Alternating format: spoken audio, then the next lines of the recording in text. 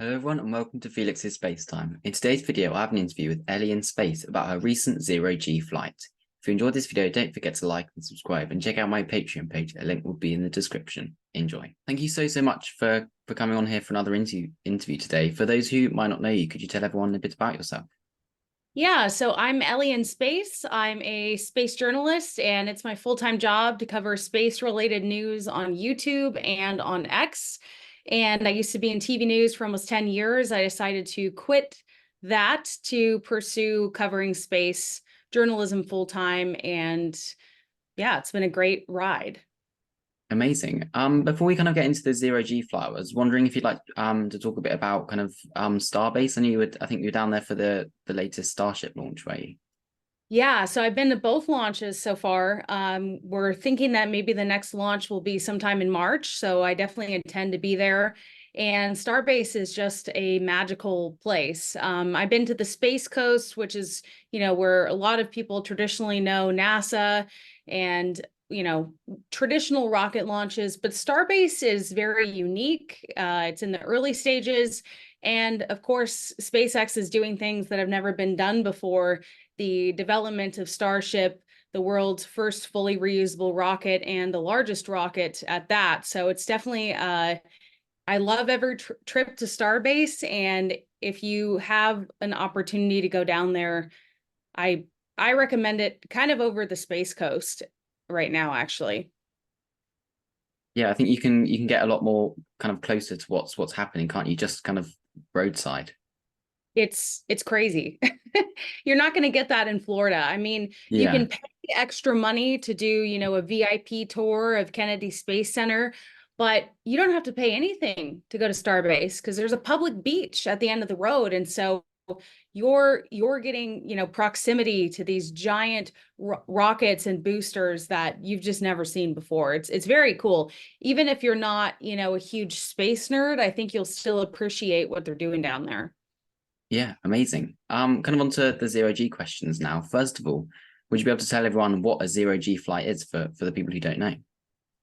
So zero G is an interesting experience. It's primarily used actually for research and for astronauts in training and for science experiments to help us better live and work in space. However, the NASA was able to kind of commercialize this in recent years and have this private company, Zero G, who offers flights, parabolic flights to the layperson, such as you and I. Now you have to pay a lot of money to do these flights, but essentially what you're getting is a glimpse of what it's like to be an astronaut, because by maneuvering the plane up and down dramatically, they're able to give you a sensation of feeling weightless. And it's not just complete zero G.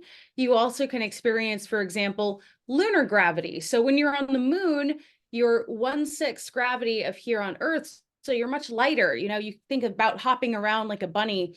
And so they start you kind of at that, less aggressive transition.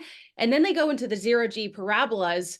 And basically they're, I'm shocked actually by the pilots being able to do this over and over, the flight crew as well, because it's a very disorienting experience. But if you've ever wanted to feel what it's like to be an astronaut, this is probably the closest thing you can do aside from, becoming an astronaut. Amazing. You won this zero-G flight with Moon Day, am I right? How Yeah. did that feel? How did it feel when you found out that you'd won this amazing Yeah. opportunity? So yeah, Moondao, hosted a contest and had their community vote, actually not just for one, but for two people to go on this flight. So there was a woman who does a bunch of research, and she's actually, has a career in this field. She won a ticket, and then they voted for me because I'm a space journalist and I wanted to tell the story. And I'm actually working on those videos right now. But I was pretty shocked to win. And also it was something that was delayed for quite some time, which is unfortunately not super rare for zero-G flights to be delayed or postponed. They need a lot of airspace to perform these parabolic maneuvers. So oftentimes there's, some disagreement, or last minute the FAA claims that airspace, maybe the pilots are poached. That's a different issue, but it was something that I'd been thinking about for a long time, because the initial flight was supposed to be, I think, in June, or July, and it got delayed all the way until February. So it was definitely, hanging over me as something I was anticipating, quite nervous for. And it was, an honor to win something that is typically a very expensive experience, and to be able to do that. Amazing. You mentioned you got some videos. What kind of things can we expect from you? Yeah, so I'm still waiting on the GoPro footage from the actual zero-G team. So what they do for every flight, whether you're an influencer or not, I'm going to use this to make a public video. But even if you just want the experience for your own reasons, they set up GoPros around the entire cabin. They also have a professional photographer who's, floating around too and taking photos of everyone to try and capture the moment.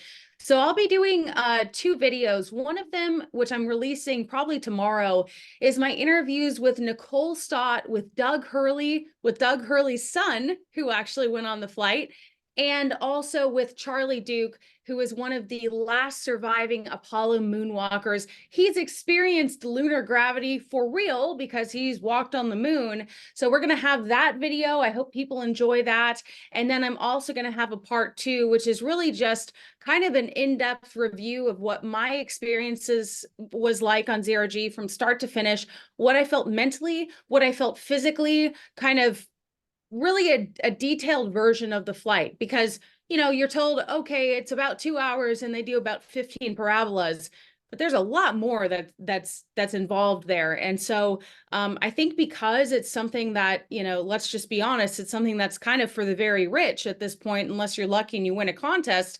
Not a lot of influencers, let's say, are making like a how-to guide. And so I'm hoping that by sharing this video, people will learn things about zero-G that just isn't currently on the internet. Amazing.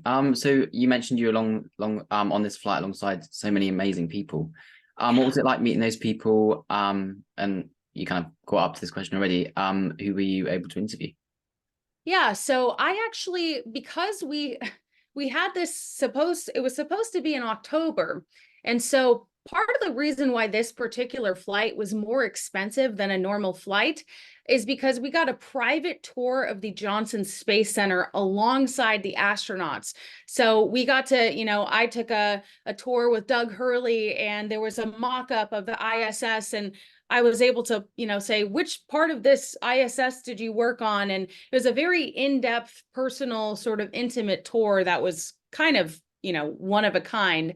So I was able to meet the astronauts back in October, but who I hadn't met at the time was Anastasia. She was the other fellow winner of the Moondow. I also met Doug Hurley's son, who's 14 years old, and probably doesn't actually plan to be an astronaut. And both of his parents are, very well-traveled astronauts. So it was a very interesting experience, and very unique, because a lot of times we hear about celebrities going on zero-G, but it's pretty cool to ride along with people that actually have experience doing this.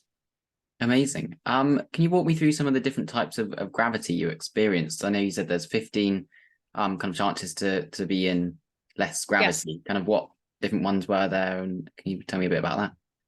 Yeah, so we started off with 3 lunar gravity parabolas. So this was, kind of a nice transition, a lot easier for the body to tolerate, because like I said, being on the moon is 1/6 gravity.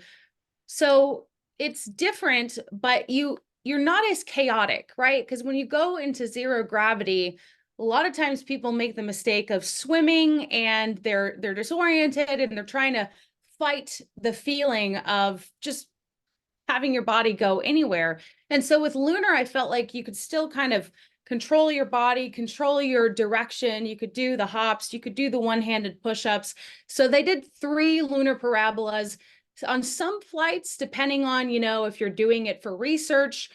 Actually, I'll make a side note by saying Nicole Stott has done these as an astronaut.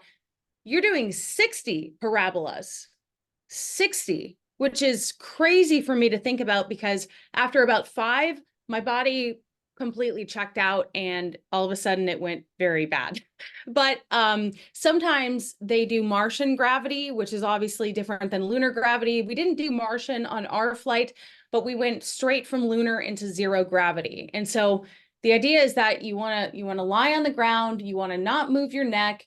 And I think what makes it really hard on your body is not the 0 gravity. The 0 gravity is fun. It's actually really not that bad, but you're doing 30 seconds of 0 gravity, and then immediately those next 30 seconds are 1.8, almost 2 Gs of gravity, because they have to, get back into the 0 gravity state, which means the plane is literally, if you were to be able to view the plane from outside, it's crazy.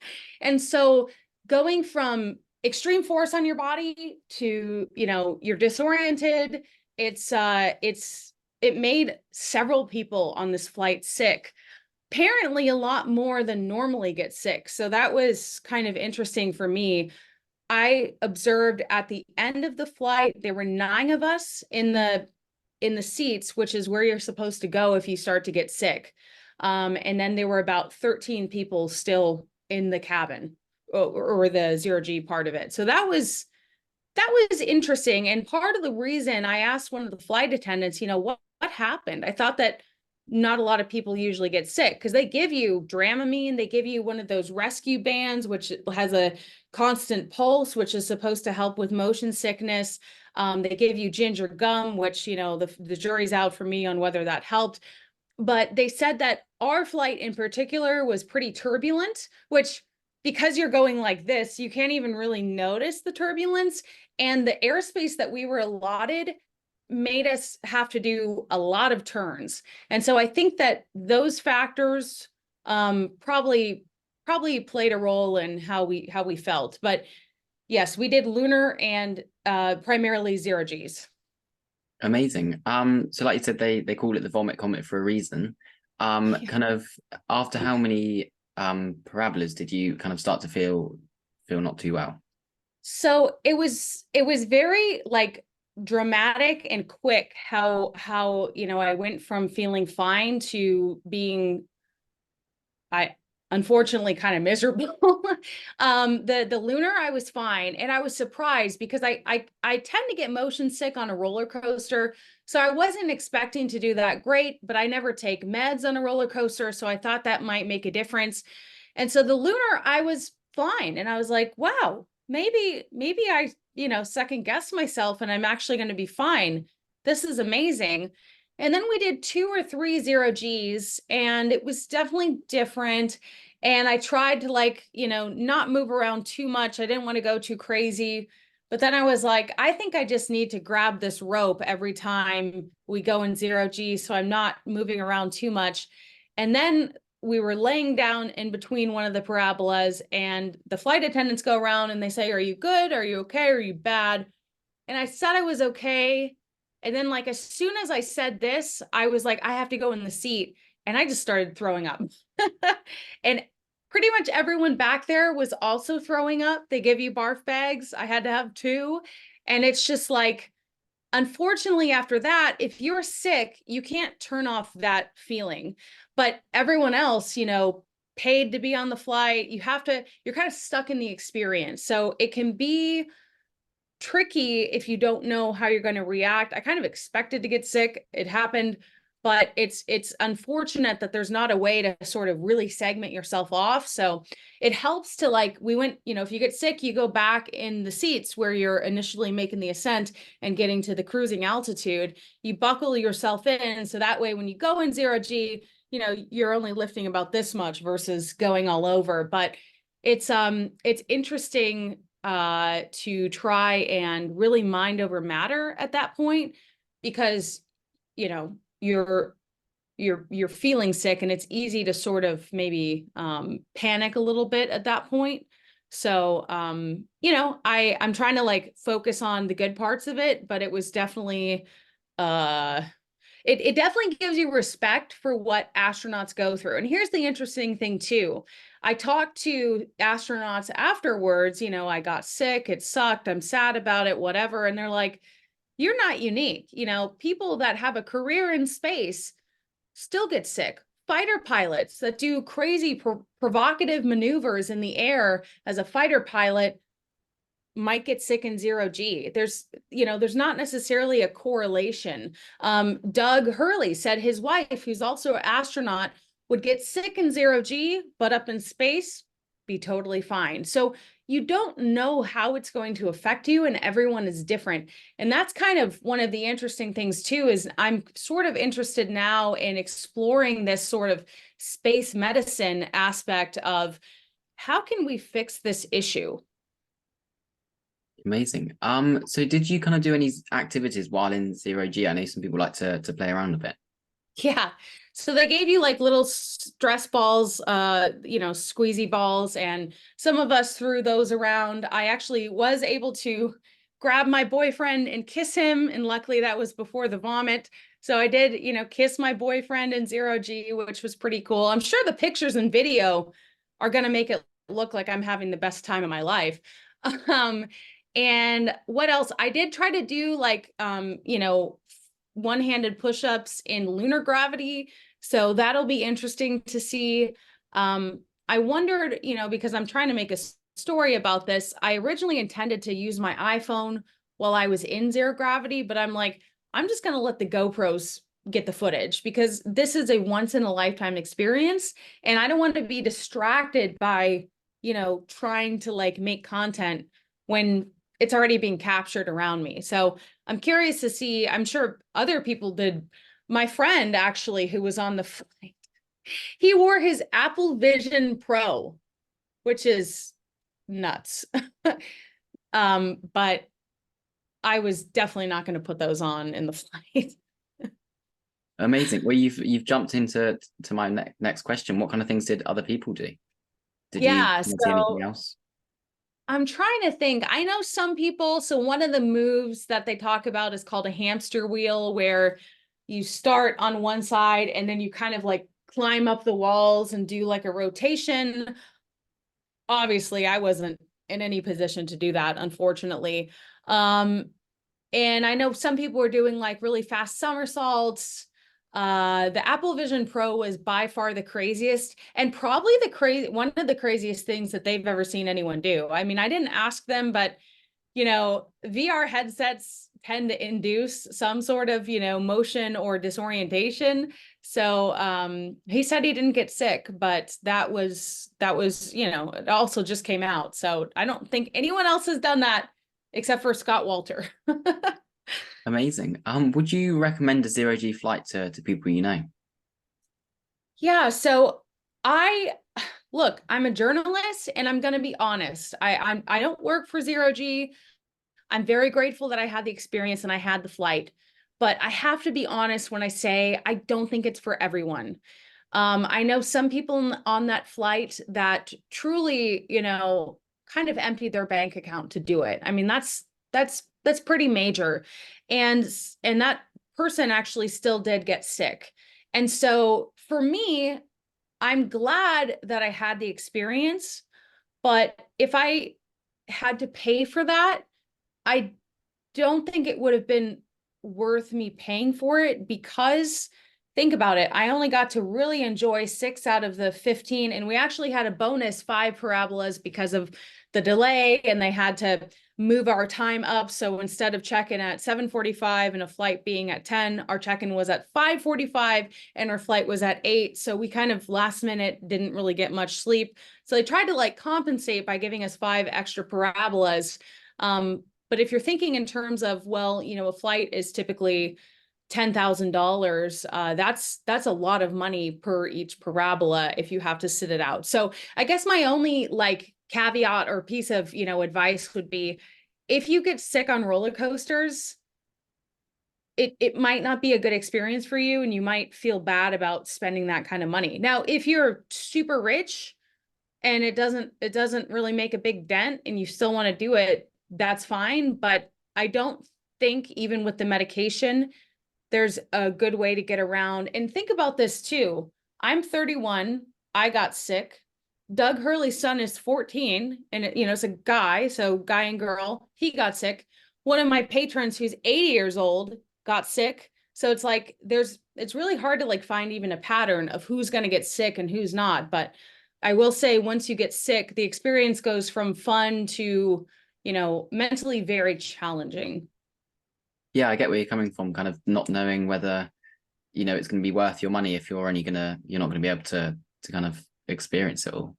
Yeah, and like I said, I mean, it's nothing against Zero G. Like they take very good care of you. They try to do their best, but it is a luxury. It's a very expensive thing to do. Like, let's just be honest. And so, my boyfriend, for example, he has an iron stomach. He doesn't get sick on roller coasters, and he was generally fine. Although he said on two of the parabolas, he sort of felt like I might get sick and I want this to stop. And he was able to overcome that.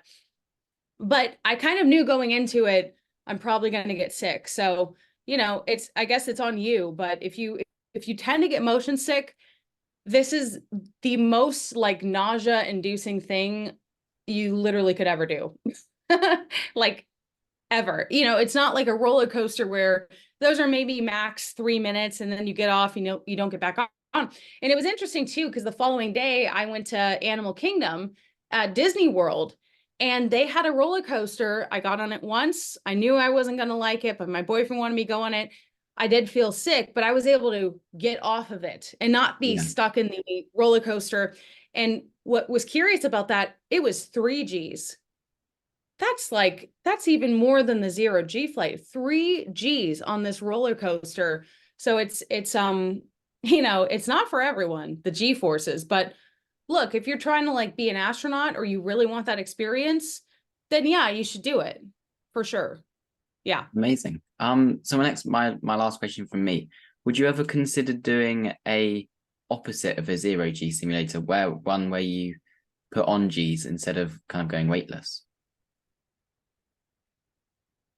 Like in like a fighter plane or something? Yes, something like that. Yeah. I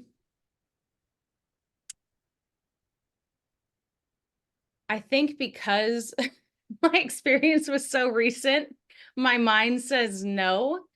I think maybe it's something I'd be willing to do for science, but it's those G forces are no joke.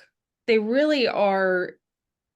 You can mentally think about what they're going to feel like, but it's very weird to feel 2 or 3 times your body weight. It's very strange.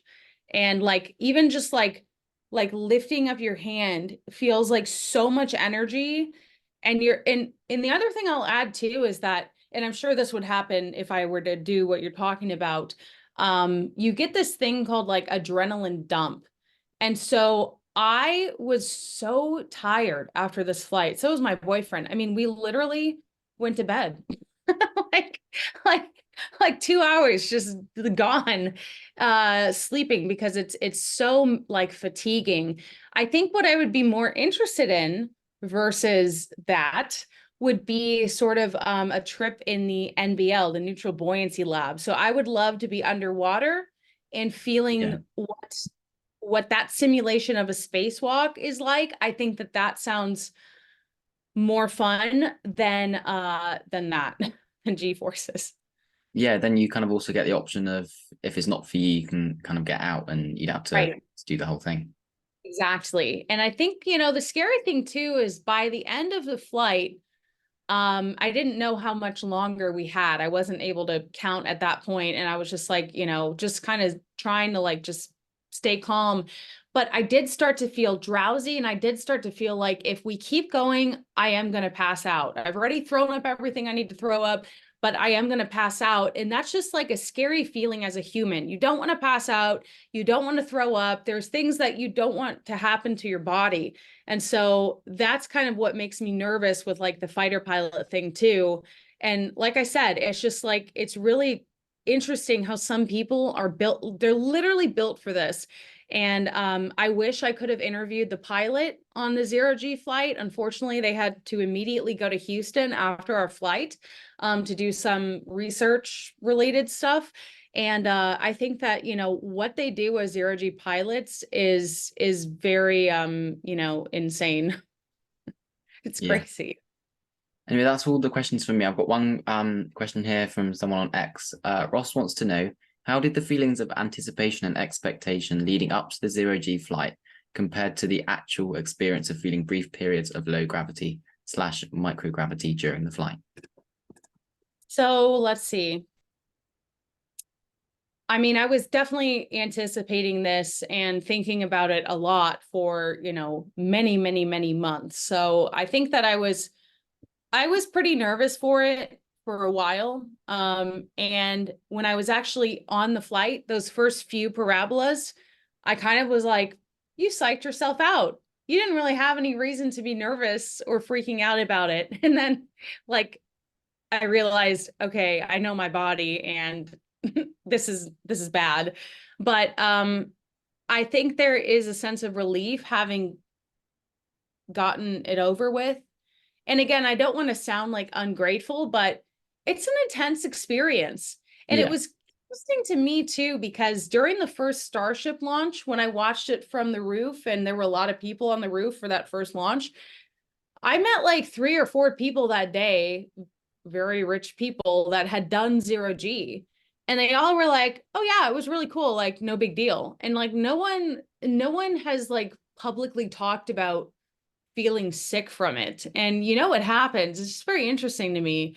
But I would say that when I was able to enjoy it, it was a very cool feeling. And, you know, there's no way to like replicate that, you know, even if you're like underwater and like, you know, doing somersaults and stuff. It's just like, I guess what I wish is that they could do the 0G passes for longer. It'd be cool if we were able to stay in that 0G feeling for more than 25 to 30 seconds. And it would also be cool if there was some way, and I don't know how they would do this, but if there were a way to figure out how to do it without a plane and how to make some sort of like a machine, or you know how they have like indoor skydiving, something like that, where you could do it for cheaper. You wouldn't need to rely on the FAA airspace and you could stop it if you needed to stop it. That would be really cool, but I don't know how anyone would make that. I mean, they would either need like, you know, because we switched from about 34,000 to 26,000 feet in altitude. So, you know, you'd need like something 10,000 feet. I'm not exactly sure, but in concept, that'd be cool. Amazing. Well, thank you so much for coming on here for an interview today. That's all my questions. It was amazing getting to know about the 0G flight, the kind of things you did, the experience, and I hope you have a wonderful rest of your day. Awesome. Thank you, Felix. I appreciate it. Thank you so much for watching. If you enjoyed this video, don't forget to like and subscribe. See you next time.